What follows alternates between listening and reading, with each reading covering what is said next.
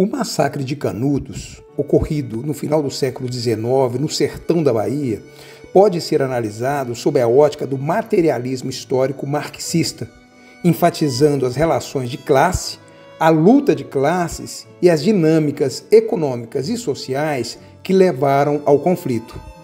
Canudos foi um movimento popular liderado por Antônio Conselheiro, que atraiu milhares de sertanejos pobres, ex-escravos, camponeses sem terra e outros marginalizados pela sociedade brasileira pós-abolição e pós-proclamação da República.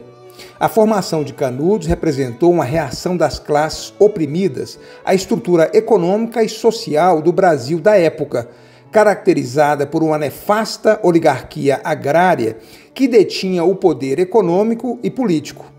O atual agronegócio no Brasil pode ser visto como uma continuidade dessa histórica oligarquia agrária, que domina o cenário econômico e político do país desde o período colonial. A estrutura fundiária brasileira, marcada pela concentração de terras nas mãos de poucos, foi moldada pelo sistema de capitanias hereditárias e consolidada com o modelo latifundiário exportador, inicialmente baseado na monocultura de produtos como a cana-de-açúcar e mais tarde o café. Esse modelo agrário, sustentado pelo trabalho escravo e posteriormente pela exploração de mão de obra barata, perpetuou desigualdades sociais e regionais.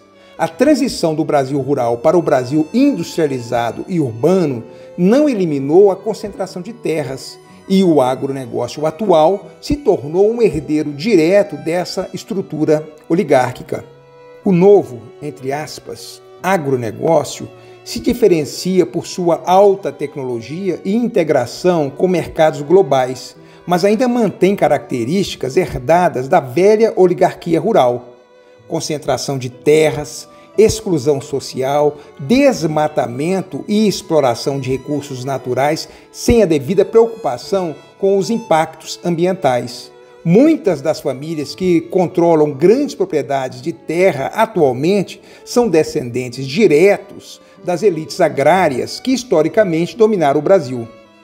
Além disso, o agronegócio tem um papel político central, influenciando políticas públicas com forte lobby no Congresso Nacional e participando ativamente de questões ligadas à reforma agrária, legislação ambiental e acordos comerciais. O discurso de modernização e eficiência frequentemente esconde a permanência de práticas predatórias e o enfraquecimento dos direitos de populações tradicionais e trabalhadores rurais. Em suma, o agronegócio brasileiro não é apenas um setor econômico, é uma herança histórica de uma estrutura agrária concentradora que, ao se modernizar, manteve muitos dos vícios do passado, contribuindo para a manutenção de desigualdades profundas no campo brasileiro. Portanto, no sertão nordestino, a miséria e a desigualdade eram resultados diretos das relações de produção agrárias, nas quais os grandes latifundiários monopolizavam a terra e a força de trabalho. O campesinato, desprovido de meios de produção, vivia e ainda vive em condições de extrema pobreza, agravadas pelas secas recorrentes. A comunidade Canudos, ao propor uma forma alternativa de organização social, política e econômica, baseada em uma propriedade coletiva da terra e em uma economia de subsistência, desafiava diretamente os interesses das elites latifundiárias e do nascente Estado republicano. A comunidade Canudos representava uma tentativa de emancipação dos camponeses e trabalhadores rurais do jugo dos latifundiários e do Estado, que eram vistos como instrumentos de opressão.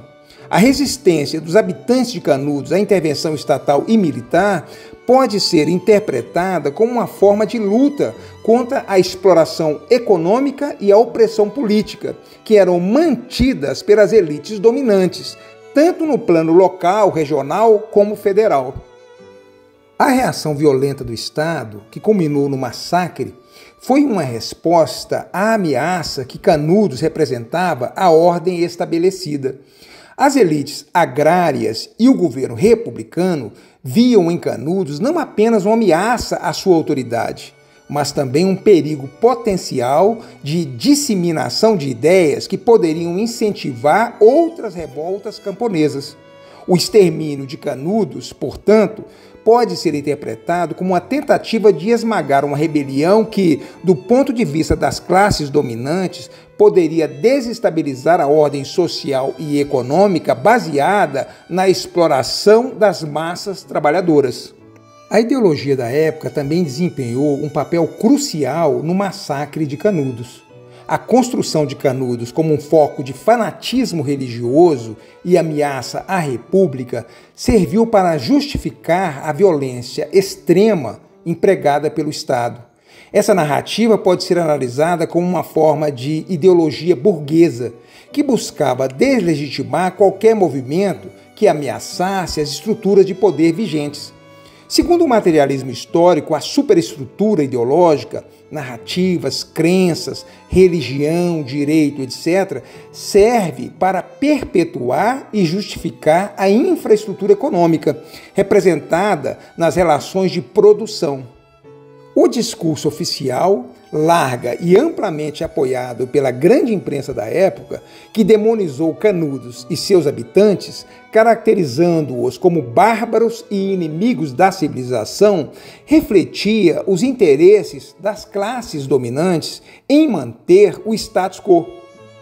A criminalização e a desumanização dos habitantes de Canudos tornaram mais fácil para o Estado justificar o massacre como uma necessidade para preservar a ordem e a civilização, conceitos que eram construções ideológicas destinadas a proteger os interesses das classes dominantes. A análise do massacre de Canudos revela que o conflito foi essencialmente uma expressão da luta de classes no Brasil do século XIX. Canudos representava uma tentativa de resistência das classes subalternas contra a opressão e a exploração das elites agrárias e do Estado republicano. A destruição de Canudos, por sua vez, exemplifica a violência que as classes dominantes estavam dispostas a exercer para manter sua hegemonia e garantir a continuidade das relações de produção que lhe eram favoráveis. Assim, o massacre de Canudos pode ser entendido como um episódio em que as contradições de classe culminaram em um conflito violento com consequências devastadoras para os oprimidos. A destruição de Canudos foi um dos episódios mais violentos e brutais da história nacional. Canudos foi um conflito em que o Estado brasileiro, representado pelo Exército, empreendeu uma campanha militar contra os habitantes do povoado, resultando na morte de milhares de pessoas, incluindo homens, mulheres e crianças. A Guerra de Canudos, que durou de 1896 a 1897, culminou com uma completa destruição da comunidade e a morte de quase todos os seus 25 mil habitantes. O massacre de Canudos é um dos episódios mais emblemáticos da história do Brasil, envolvendo a resistência de uma comunidade sertaneja, liderada por Antônio Conselheiro, contra o Estado brasileiro recém-republicano. A partir de uma perspectiva contemporânea e decolonial, o massacre pode ser analisado como um ato violento de repressão estatal contra uma forma alternativa de organização social e de resistência dos povos marginalizados do sertão, evidenciando as tensões entre as elites urbanas e os sertanejos, além da presença de um imaginário colonial que continuava a marginalizar as populações rurais. Atualmente, Canudos é interpretado como um exemplo de resistência popular contra o autoritarismo e a centralização de poder. A comunidade criada por Conselheiro se configurava como um espaço autônomo, onde predominava uma estrutura social baseada em valores comunitários, com forte caráter religioso e igualitário, que se opunha ao modelo capitalista e às estruturas de poder vigentes. A perspectiva contemporânea de Canudos, portanto, vê o massacre como uma ação violenta do Estado contra a autodeterminação de povos marginalizados, que tentavam resistir à imposição de um modelo de sociedade e economia excludentes. Além disso, o massacre é hoje relevante em discussões sobre violência de Estado e a criminalização da pobreza e da resistência popular. A narrativa oficial do período, alimentada por figuras como Euclides da Cunha nos clássicos Os Sertões e intelectuais como Silvio Romero, via Canudos como uma ameaça à ordem republicana, retratando seus moradores como fanáticos e atrasados, o que legitimava a ação militar violenta. Em última análise, essa visão foi desconstruída para revelar os preconceitos de classe, região e cultura, que justificaram o extermínio de milhares de sertanejos pobres. O massacre de Canudos pode ser visto como parte do projeto de modernidade colonial, no qual a elite republicana do Brasil agia em consonância com a ideologia colonialista, reforçando as hierarquias sociais e raciais herdadas da escravidão e da colonização. O Brasil, embora recém-independente de Portugal, ainda se organizava dentro das lógicas coloniais, em que a marginalização das populações do interior, especialmente aquelas de origem negra, indígena e mestiça, era central para o controle social e econômico do país. A luta de Canudos e a subsequente destruição da comunidade podem ser interpretadas como uma reação violenta contra uma alternativa de vida, que não se alinhava com o projeto de modernização eurocêntrico. A República buscava consolidar seu poder e integrar o país dentro de uma lógica capitalista e centralizadora, enquanto Canudos representava uma forma de vida coletiva e espiritual, onde as relações de produção não seguiam os padrões modernos de exploração capitalista. Também podemos pôr em questão como a história de Canudos foi narrada.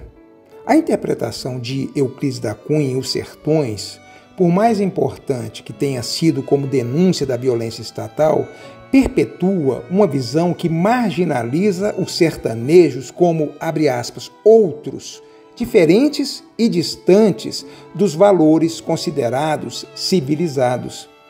Nessa perspectiva, o massacre de Canudos faz parte do contínuo processo de subjugação das culturas e formas de vida que não se enquadravam nos moldes da elite dominante, herdeira de um pensamento colonial. Canudos, sob essa ótica, não foi apenas uma revolta religiosa ou conflito militar. Foi uma luta contra a dominação cultural, econômica e política imposta por uma elite que, ao se modernizar, entre aspas, perpetua seu atraso ancestral, continuando a repetir o que caracterizou seu passado colonial, marcado por exploração e violência. Os Sertões, de Euclides da Cunha, é uma obra monumental que descreve a Guerra de Canudos e faz uma análise minuciosa da geografia, da sociedade e da cultura do sertão brasileiro. Publicado em 1902, o livro é dividido em 3 partes: a terra, o homem e a luta, refletindo a construção de uma narrativa que combina ciência, história e literatura. Vamos analisar cada uma dessas partes com trechos representativos. 1. A terra. Na primeira parte, Euclides descreve as características geográficas do sertão nordestino, enfatizando seu clima, sua aridez e as dificuldades impostas pela natureza ao homem sertanejo. Ele utiliza uma linguagem quase científica para pintar um quadro rigoroso do ambiente hostil. A descrição da terra é o pano de fundo para entender o homem e a luta, pois o cenário agreste molda o caráter da população que vive nessas regiões. Abre aspas para Euclides. Estamos diante de um mundo à parte, em que tudo parece obedecer a uma lógica diferente, uma espécie de inversão dos fenômenos naturais.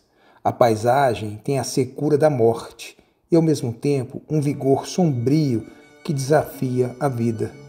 Essa aridez, o isolamento e a hostilidade do meio físico são determinantes na construção da psicologia dos sertanejos. Fecha aspas. 2. O homem. Na segunda parte, Euclides analisa o sertanejo, o habitante do sertão. Ele constrói uma imagem de um homem forte, resiliente, moldado por um ambiente brutal, mas também profundamente religioso e místico. A descrição de sua origem mística e de sua capacidade de resistência revela o respeito e a admiração que o autor sente por esse povo, ao mesmo tempo que o enxerga como parte de um Brasil atrasado em relação ao resto do país.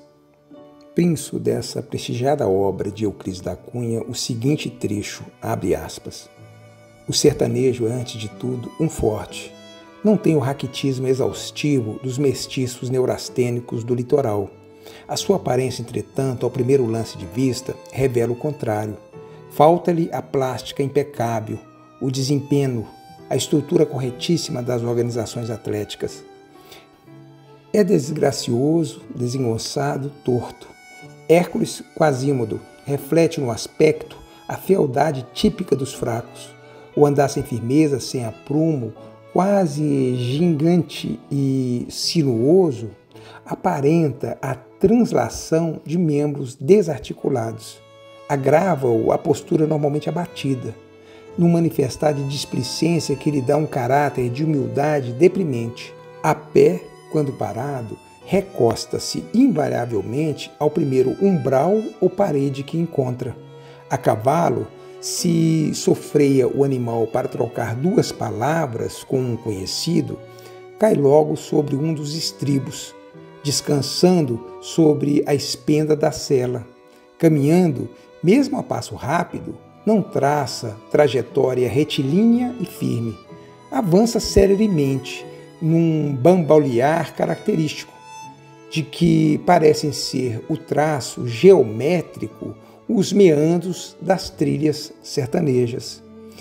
E se na marcha estaca pelo motivo mais vulgar, para enrolar um cigarro, bater o isqueiro ou travar ligeira conversa com um amigo, cai logo, cai ao termo, de cócoras, atravessando largo tempo numa posição de equilíbrio instável em que todo o seu corpo fica suspenso pelos dedos grandes dos pés, sentado sob os calcanhares com uma simplicidade a um tempo ridícula e adorável.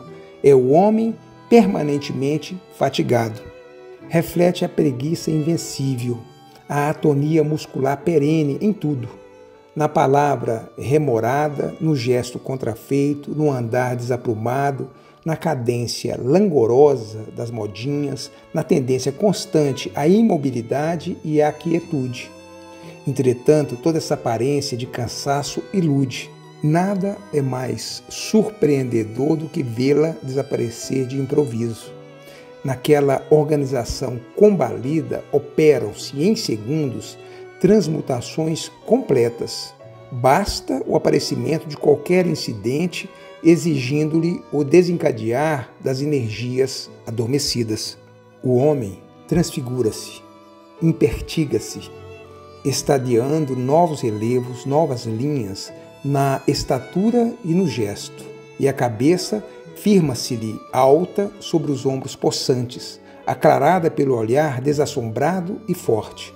Corrige-se-lhe, prestes, numa descarga nervosa instantânea, todos os efeitos do relaxamento habitual dos órgãos, e da figura vulgar do tabaréu, canhestro, reponta inesperadamente o aspecto dominador de um titã acobreado e potente, num desdobramento surpreendente de força e agilidade extraordinárias. Este contraste impõe-se ao mais leve exame, revela-se a todo o momento em todos os pormenores da vida sertaneja, caracterizado sempre pela intercadência impressionadora entre extremos impulsos e apatias longas. É impossível idear-se cavaleiro mais chucro e deselegante, sem posição, pernas coladas ao bojo da montaria, tronco pendido para frente e oscilando à feição da andadura dos pequenos cavalos do sertão, desferrados e maltratados, resistentes e rápidos como poucos, nessa atitude indolente, acompanhando morosamente a passo pelas chapadas, o passo tardo das boiadas, o vaqueiro preguiçoso quase transforma o campeão que cavalga na rede amolecedora em que atravessa 2/3 da existência. Fecha aspas. E em outra passagem, colhida mais adiante na obra, segue-se o seguinte, abre aspas. Perfeita tradução moral dos agentes físicos da sua terra, o sertanejo do norte teve uma árdua aprendizagem de reveses. Afez-se cedo a encontrá-los de chofre e a reagir de pronto. Atravessa a vida entre ciladas, surpresas repentinas de uma natureza incompreensível e não perde um minuto de tréguas. É o batalhador perenemente combalido e exausto, perenemente audacioso e forte, preparando-se sempre para um reencontro que não vence e em que se não deixa vencer, passando da máxima quietude à máxima agitação, da rede preguiçosa e cômoda para o lombilho duro que o arrebata como um raio pelos arredores estreitos em busca das malhadas. Reflete nessas aparências que se contrabatem a própria natureza que o rodeia, passiva ante o jogo dos elementos e passando sem transição sensível de uma estação a outra, da maior exuberância à penúria dos desertos incendidos, sobre o reverberar dos estios abrasantes. É inconstante como ela, é natural que o seja, viver é adaptar-se, ele o talhou à sua imagem, bárbaro, impiedoso, abrupto. O jagunço é menos teatralmente heróico, é mais tenaz, é mais resistente, é mais perigoso, é mais forte, é mais duro. Raro assume essa feição romanesca e gloriosa. Procura o adversário com o propósito firme de o destruir, seja como for. Está afeiçoado aos prélios obscuros e longos, sem expansões entusiásticas. A sua vida é uma conquista arduamente feita em faina diuturna. Guarda-a como capital precioso. Não desperdiça a mais ligeira contração muscular, a mais leve vibração nervosa sem a certeza do resultado. Calcula friamente o pugilato. Em outra passagem dessa magnífica obra de Euclides da Cunha, ele contrasta o sertanejo com os habitantes do litoral e das grandes cidades, mostrando que a realidade sertaneja é incompreensível para aqueles que não a vivem. Abre aspas. O sertanejo é um homem de extremos, ora de um misticismo absurdo e infantil, ora de uma brutalidade inumana, marcada pelo instinto de sobrevivência, fecha aspas.